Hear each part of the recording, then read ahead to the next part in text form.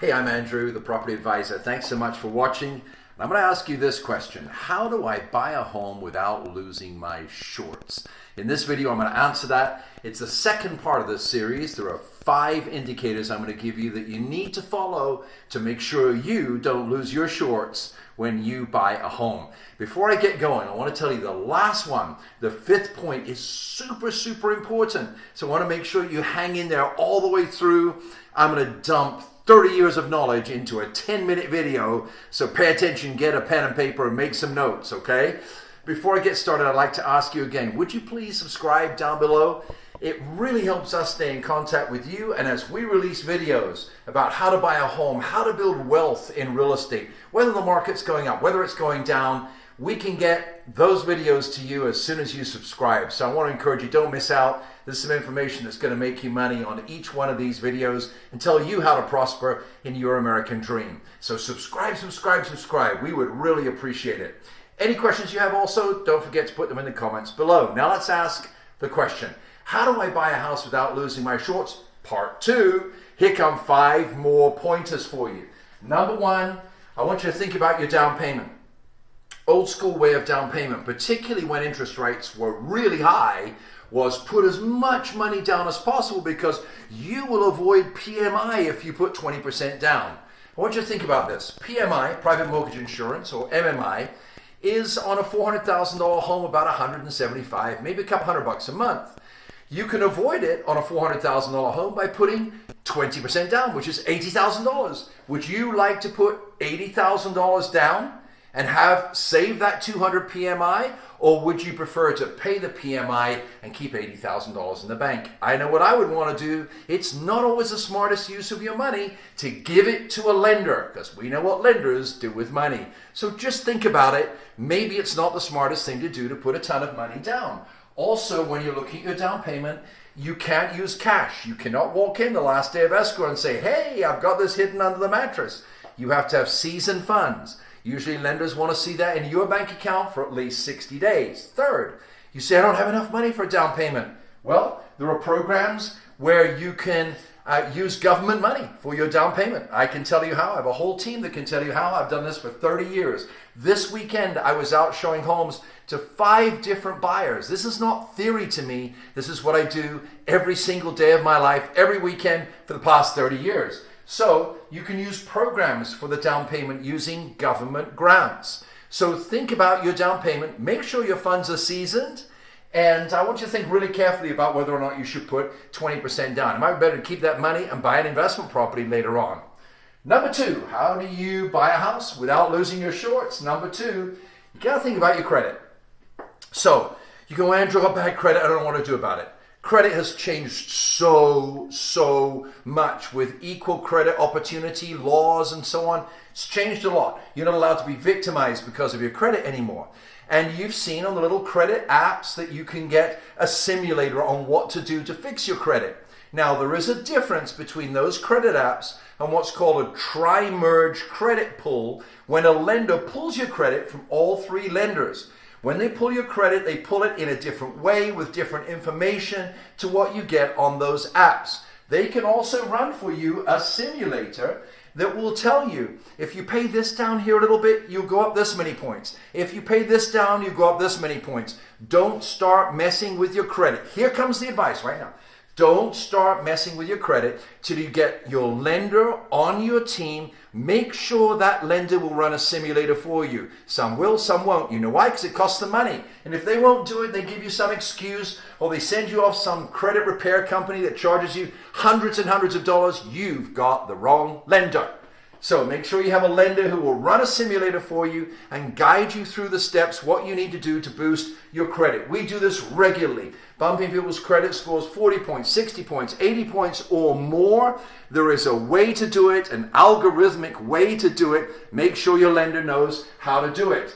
So boosting your credit, running a simulator, having a full report, tri-merge, super important. Why? Because the higher your credit is, the lower your interest rate is, and the more programs you qualify. Number 3, how to buy a home without losing your shorts. And again, before I give you number 3, subscribe down below. Please subscribe so that I can give you all this advice and save you money. You'll make money if you subscribe down below. Please do it. Now, next, closing costs. How to buy a house without losing your shorts? You need to know about closing costs. Closing costs are not commissions. Closing costs are fees. I'll give you an example. If you put less than 20% down, you have to have what's called an impound account.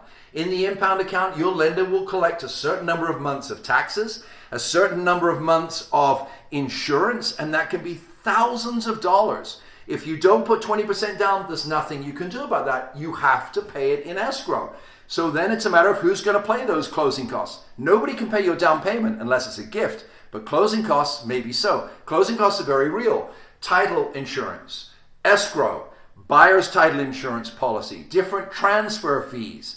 All of those fees add up to usually about 2%, even as much as 3% of the closing costs of the closing price of the house. So how do you manage those closing costs so you don't take it in the shorts?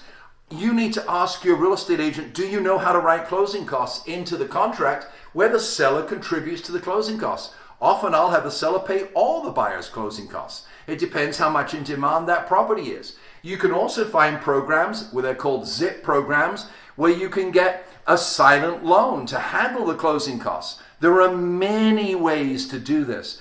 Don't let closing costs keep you from being able to buy a house, because you will make much more money on the equity than the money you borrow to pay the closing costs. People tell me, well, Andrew, I'm going to save up a little bit more money. And maybe 12 months later, they've saved up $5,000. The house has gone up $25,000. It doesn't make any sense. Speak to your team and find out how to manage your closing costs.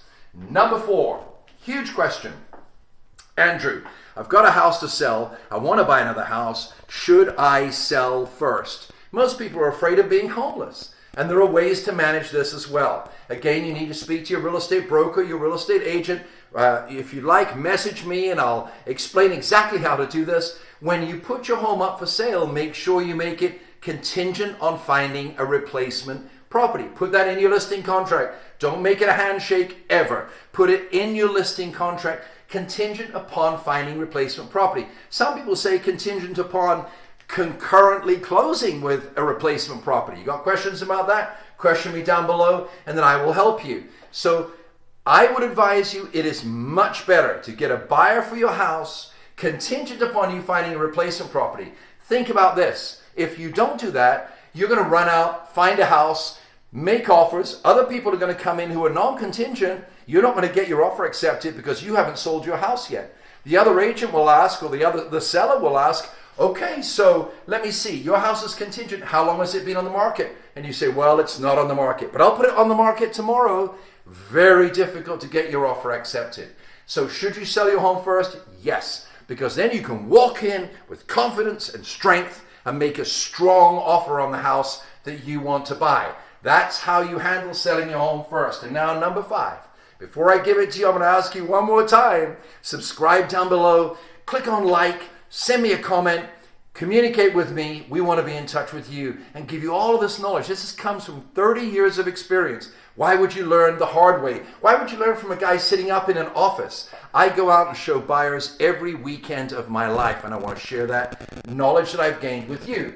Number 5, there are 2 wealth makers when you buy a house. Everybody knows buy low, sell high. It's not always possible. And sometimes the real estate cycle is 10 years. And if you're like coming towards the top of the cycle, you might have to wait 7 or 8 years for this to happen again. And by that 7 or 8 years, you've lost 7 or 8 years of money you've paid in taxes because of the tax deduction of owning a home. That's a lot of money, thousands of dollars every year. There are many, many things that you've lost the security, you've lost the ability to stay in one place. So it's not always the best idea to say, well, I'm going to wait 7 years till it's the lowest. There are 2 aspects that make wealth in real estate. One, of course, is buying it as aggressively as you can, getting as many closing costs covered as you can, holding on to as much cash as you can. But the second part is the interest rate. You need to understand that if you buy a home for $400,000 at 5% interest rate, you pay $20,000 a year in interest. If you buy a $400,000 home at 2.5% interest, that suddenly jumps from $20,000 down to $10,000 a year, just over $800 a month in interest payments. The interest is critical. Why? Because you're paying less. You're paying less for the money. That gives you more money in your budget to pay down a little bit of principal, to make an extra payment every year, and that can knock off 3, 4, 5 years on your loan. If you are one of the lucky people who in 2020, 2021, I think even through 2022, gets 2 percentile loans, I want to encourage you, don't refinance that loan. Don't sell that house. Hold on to that loan, pay it down. Why? Because 30 years later, 25 years later, when that home's paid off and it's worth $400,000 or $500,000, and you can rent it for $2,500 a month, that's like a retirement plan for you. So hold on to those loans. One day you will say, I remember when I bought a home and paid 2.5% interest. It's probably the only time in your life that you will see that happen. There you go. There's 10 ways to make sure that when you buy a house, you don't lose your shorts. Message us, text us, comment down below. We'll be glad to help you in your quest to get the American dream. Thank you for watching The Property Advisor. Thank you.